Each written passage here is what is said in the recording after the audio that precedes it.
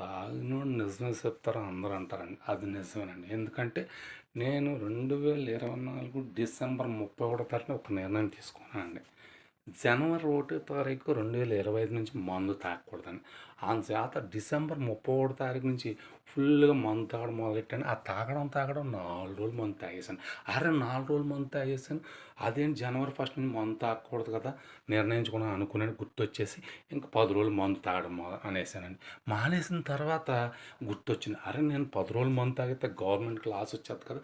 అది ఎలాగని చెప్పి మళ్ళీ మందు తాగడం మొదలుపెట్టాను. 4 రోజులు తాగకుండా ఉంటామంటే మళ్ళీ 10 రోజులు తాగడం. 10 రోజులు తాగకుండా ఉంటాం. మళ్ళీ 4 రోజులు మందు తాగడం. ఇలా చేస్తున్నాను. కానీ ఈసారి ఖచ్చితంగా నిర్ణయం తీసుకుంటున్నానండి.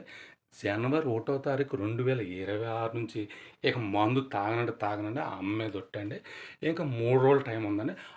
చేత ఏం చేయాలో అర్థం కాక ఈ 3 రోజులు ఫుల్‌గా మందు తాగేసి జనవరి 1 తారీఖు 2026 తారీఖు నుంచి ఇంక మందు తాగనండి. మీ మీదొట్టండి.